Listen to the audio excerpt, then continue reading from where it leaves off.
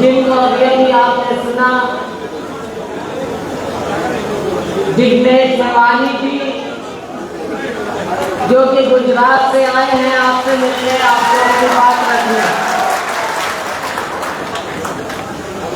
हरियाणा की महिला कांग्रेस अध्यक्ष बहन सुधा भारद्वाज जी, श्री श्याम सुंदर बत्रा जी, देवेंद्र सिंह जी,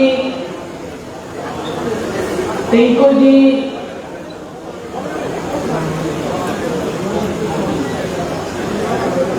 बहन निर्मला जी,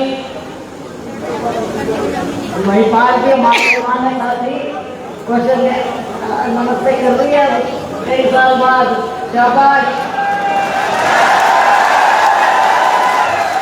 बहुत अच्छे, बहुत स्वागत है। देखो पुरानी हमारी साथी है और भी बहुत से जो हमारे साथी आए हैं, देखो जो ये नजूम है ये ऐसे ही बनता है, ये दिल से बनता है। और आप लोगों का दिल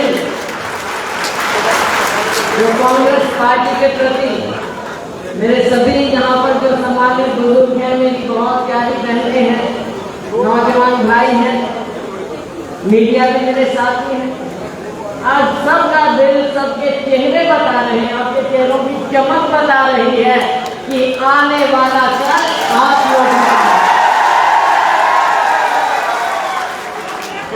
अभी चंद दिन पहले आई थी मैं, चंद दिन पहले गजरौली आई और वहां पर आप लोगों का इतना उत्साह था और आपके नारों की गूंज इतनी ज्यादा बुलंद थी कि वो दिल्ली तक पहुंची। हमारे हाईकमान तक पहुंची। और जो हमारी सबसे बड़ी कमेटी थी जो टिकटों का फैसला कर रही थी, जिसके सदस्य हमारे भाई जिग्नेश जी थे, इन तक आवाज पहुंची और सबका फैसला हुआ कि जगाधरी से प्रत्याशी के बारे में कोई डिस्कशन ही नहीं हो सकता। यहाँ पे और जिग्नेश जी देखने के लिए आए हैं, यही चीज देखने आए हैं कि आकर देखूं तो सही जगाधरी में ऐसे क्या बात थी, क्योंकि अकरम खान जी ने सभी 36 बिरादरी के लोगों को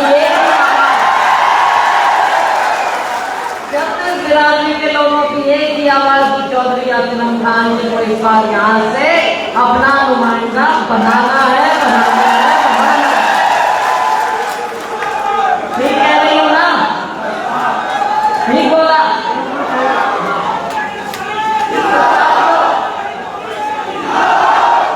देखो वक्त की पुकार भी है,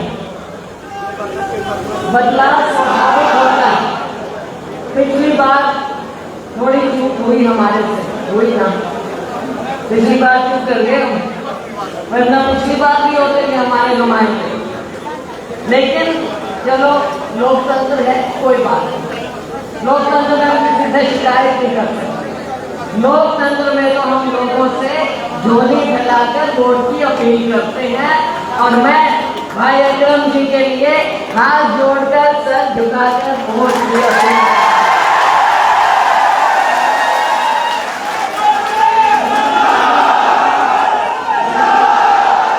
लोकतंत्र में हम बड़े नहीं हैं, यहाँ तक पहुंचाने में आप लोगों का पसीना है जो हमको आज यहाँ पर खड़ा करके नेता कहलाते हैं। ये आप लोगों के कारण है। तो साथियों, ये समय को पहचानिए। 10 साल भाजपा की सरकार आपने देखी, केंद्र में मोदी जी की सरकार देखी, आप तो चाहते थे कि इस बार भी बदले। जब मैं आई, मैंने अपील की कि लोकसभा में भी कांग्रेस को जिताइए और आपने हमारी अपील को माना और आपने वरुण जी को यहाँ से अपना सांसद बनाकर भेजा। आपकी इच्छा थी कि केंद्र में कांग्रेस की सरकार बने और मोदी जी से छुटकारा मिले, भाजपा से छुटकारा मिले। भाई विघ्नेश जी से ज्यादा कोई नहीं जानता गुजरात में क्या क्या हाल हुआ, कैसे लोगों के साथ धोखा हुआ। जो गुजरात मॉडल बेचा गया दुनिया को, देश को, वो खोखला था। इनकी सारी बातें खोखली थी। 10 साल तक इन्होंने हरियाणा में भी झूठ बोल बोल कर लोगों को बरगलाकर राज चलाया। और वो मैं इसलिए कह रही हूँ, पहली बार सरकार बनी 2014 में। 2014 में भाजपा वैसे कभी सोच नहीं सकती थी कि यहाँ सरकार अपने दम पे बना लेगी, हमेशा किसी न किसी के सहारे चलते थे। लेकिन चलो एक बार अब मेवाली जी ने वहाँ से एक्सपोर्ट करके मोदी जी को भेज दिया दिल्ली। लोगों ने सोचा पता नहीं क्या हो जाएगा। अब उस झांसे में आके हरियाणा के लोग भी झांसे में आ गए, जैसे तो हरियाणा के लोगों ने सरकार बना दी भाजपा। 5 साल में 80,000 में उनको फिर कहाँ 75 पार कहते थे। हम तो कहते थे आपको कि कोई 75 पार नहीं है, ये तो जमुना पार वाली पार्टी है। लेकिन जो हुआ भाई सरकार पार्टी लेके बना ली, जयपाल के साथ मिल गई, सरकार इनकी बन गई केंद्र में की। लेकिन 10 साल का हिसाब, 10 साल का लेखा जोखा और पिछले 5 साल सारा कुछ आपके सामने। हरियाणा को पीछे की ओर धकेल दिया। कहाँ है विकास? कहने की बातें रह गई है। हमारे समय में हमने विकास करके दिखाया और वही दावे के साथ कह सकती हूँ कि जो हमारे समय में काम हुआ उसका एक हिस्सा भी इन्होंने करके दिखाया हो तो बताएं। चाहे केंद्र से पैसा लाने की बात थी, केंद्र से प्रोजेक्ट लाने की बात थी, माइनॉरिटी मिनिस्ट्री से हम पैसा लेकर आए, अपनी टूरिज्म मिनिस्ट्री से हम पैसा लेकर आए, हमने IIM बनाया, हमने जहाँ पर चमकाया जाए, आदि बदली हो जाए हमारे दूसरे देवेंद्र जी खड़े हैं। मैं हर बार कहती हूँ जहाज नाचना पे भी हंसते हैं। जब पैसा लेकर आए सैकड़ों करोड़ों रुपया दिया तो देवेंद्र जी को विश्वास नहीं था। ये थोड़े पीछे पीछे आते लगे, इनको लगा कि ये कह तो रहे हैं कि तो मैं लोगों के बीच में रहता हूँ, मैं जवाब क्या दूंगा भाई, इतना पैसा कभी आया है या केंद्र से?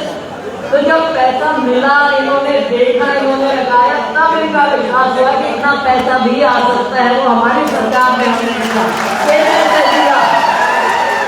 चाहे कचरा प्लांट की बात हो, आज क्या हाल हो गया है कचरा प्लांट। चाहे JRURM से हमने पैसा दिया, राजीव आवास योजना का पैसा दिया, आज तक खर्च नहीं कर पाए, 10 साल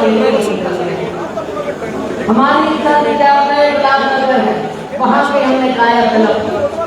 हर जगह का हमने गरीब से गरीब का ध्यान दिया, हर एक 36 इलाके में जो जरूरतमंद है उसका हमने ध्यान किया।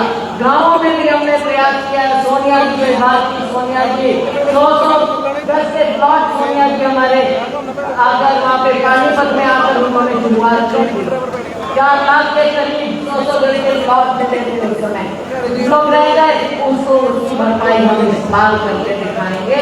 प्लॉट भी देंगे, मकान के लिए पैसे भी देंगे।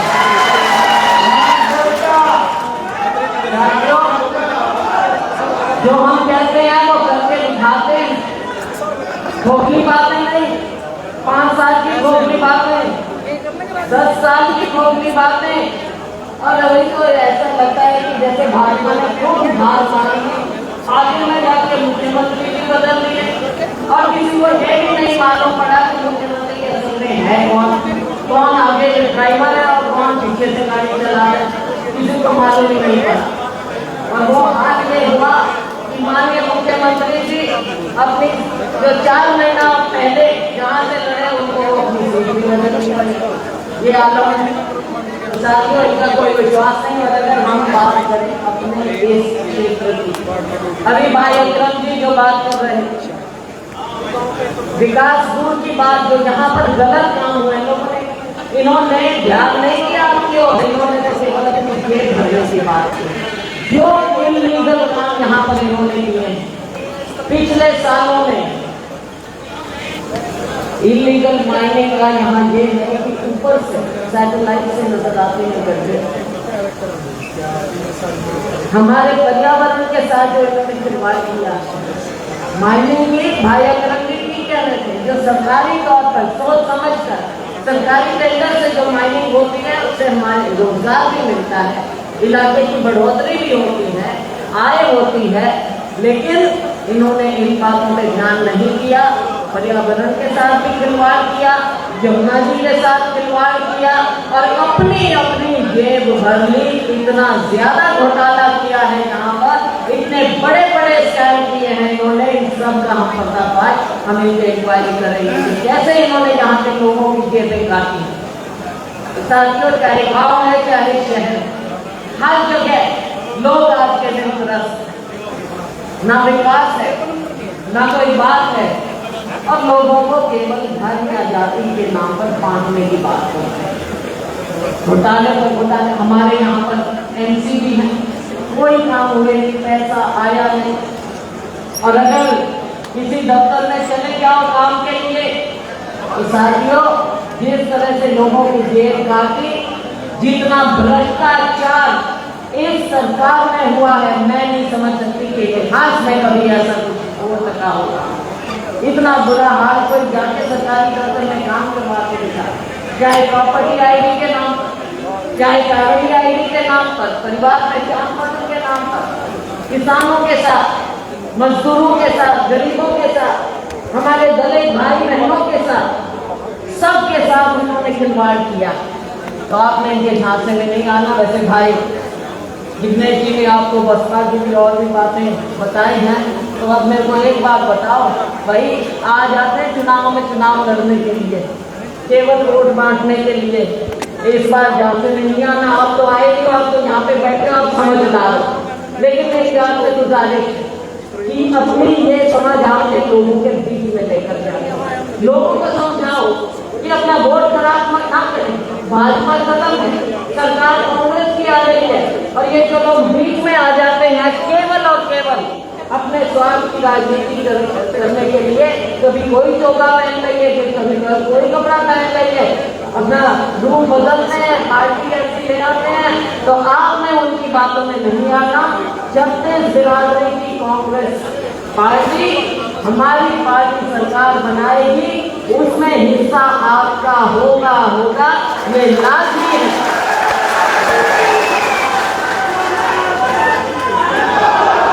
तो अपने इलाके की बढ़ोतरी के लिए, आप लोगों के लिए, सबके हर घर में तरक्की हो।